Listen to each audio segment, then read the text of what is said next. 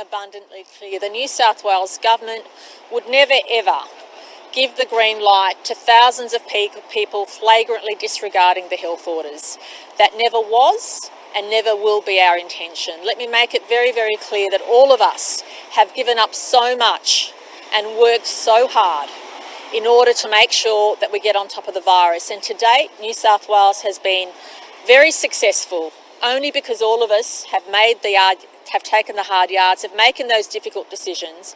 We've not visited family, we've not attended events, we've not done what we normally do in order to keep the community safe. Again, make this point. If you feel so strongly about an issue during a pandemic, please consider expressing your views in a different way. Don't compromise anybody else's health. Please consider outlining your views on Facebook or in a different way. But please do not breach the health orders. Jamie McKinnell is at the New South Wales Supreme Court, which has just ruled against the Black Lives Matter protest going ahead in Sydney tomorrow. Jamie, what have rally organisers had to say about this decision? Well, Karina, even before this matter reached court this afternoon, the organisers said they were going to proceed with the rally and attend the march in Sydney CBD on Saturday afternoon, regardless of the outcome of the court case. They defied a court order, thousands gathering in the city centre at Town Hall.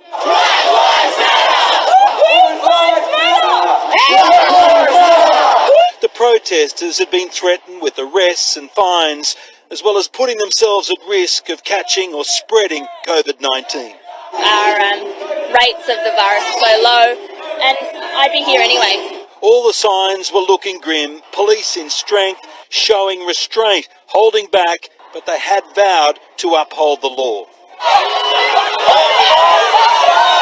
They were called on to grab one man who tried to hijack the moment, holding up a sign that not just black but white lives mattered too.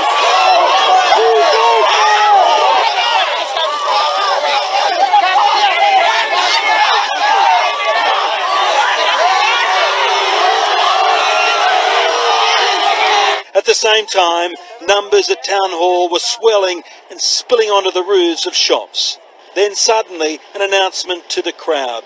The illegal protest had turned legal after a last-minute decision by an appeal court. Everybody, you know that we've won the appeal and that this march is authorised.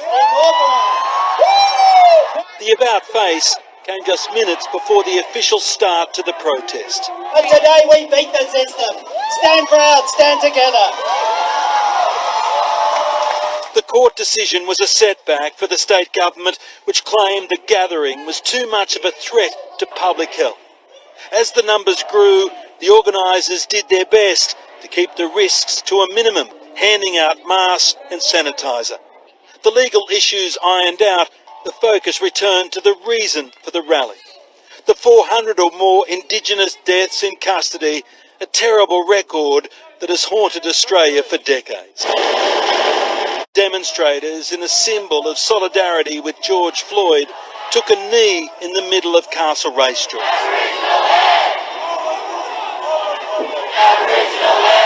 South Wales police are willing to get down on one knee and show their respect to George Floyd. They asked police to join them, but they declined. The protest and the march was probably enough latitude for one day. From the air did revelation that the crowd, rowdy and passionate, still managed to observe a rough and ready social distancing on the march. As they pushed ahead, the stream of bodies grew. Their next stop, Belmore Park, where they made a pledge. We are here. We are going to make a difference. Thank you, everyone. Thanks for coming. There was also a tearful plea for justice, both here and in America. This is not just a racial issue. It's a human rights issue. The guy was begging a car. And then as one, they again went down on one knee and raised their arms in a people power salute. On a day when it was feared there would be a showdown that would divide the community, but in the end became a day of peace.